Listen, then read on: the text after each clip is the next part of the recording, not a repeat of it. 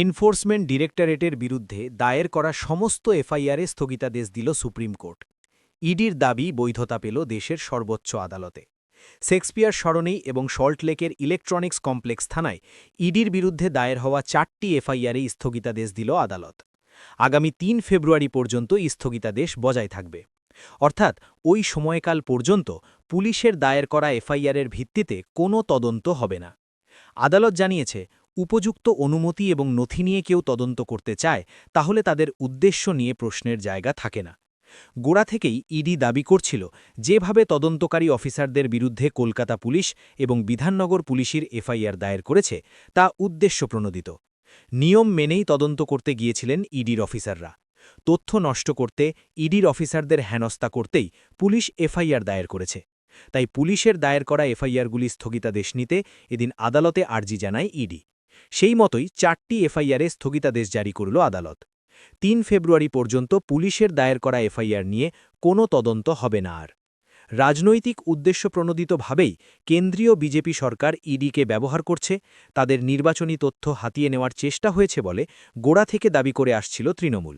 যদিও ইডির দাবি ছিল, রাজনীতির সঙ্গে তাদের তদন্তের কোনো সংযোগ নেই।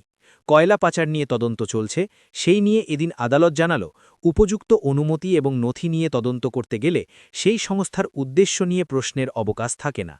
অর্থাৎ ইডি যদি উপযুক্ত তথ্যের ভিত্তিতে আইন মেনে যদি তদন্ত চালায় তাহলে তাদের উদ্দেশ্য নিয়ে প্রশ্ন তোলা যায় না। আদালত জানিয়েছে, ইডি বা কেন্দ্রীয় সংস্থাগুলির কাজে রাজ্যের সংস্থার হস্তক্ষেপ গুরুতর বিষয়।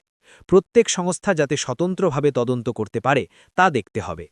বিচারপতিরা এদিন আরও জানান, কোনো কেন্দ্রীয় সংস্থা যেমন কোনো রাজনৈতিক দলের নির্বাচনী কার্যকলাপে হস্তক্ষেপ করতে পারে না, তেমনি কেন্দ্রীয় সংস্থা সঠিকভাবে কাজ করলে রাজনৈতিক দল যুক্ত আছে বলে তদন্ত করা যাবে না, এমনও বলা ঠিক নয়।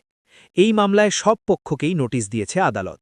পশ্চিমবঙ্গ সরকার, মমতা বন্দ্যোপাধ্যায়, পশ্চিমবঙ্গের ডিজিপি রাজীব কুমার, কলকাতা পুলিশের কমিশনার মনোজ ভার্মা, দক্ষিণ কলকাতার ডেপুটি কমিশনার প্রিয়ব্রত রায়ের আইনজীবীকেও নোটিশ দেওয়া হয়েছে। আগামী 2 সপ্তাহের মধ্যে হলফনামা জমা দিতে হবে সকলকে। 3 ফেব্রুয়ারি সেই নিয়ে পরবর্তী শুনানি হবে।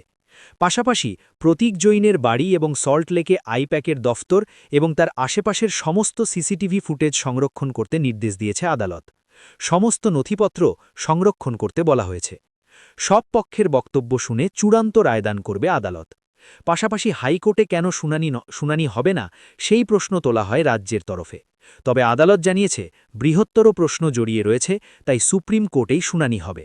যদিও কল্যাণ বন্দ্যোপাধ্যায়ের বক্তব্য, হাইকোর্টে তো ওরাই গিয়েছিল, আমরা তো যাইনি। তাদের কাজে বাধা দেওয়া হয়েছে বলে অভিযোগ তুলে আজ পশ্চিমবঙ্গের বাইরে থেকে সিবিআই তদন্তের দাবিও জানায় ইডি। রাজ্যের ডিজি এবং আইপিএস অফিসারদের সাসপেন্ড করার যে আর্জি জানিয়েছিল ইডি, এদিন তা গৃহীত হয়নি।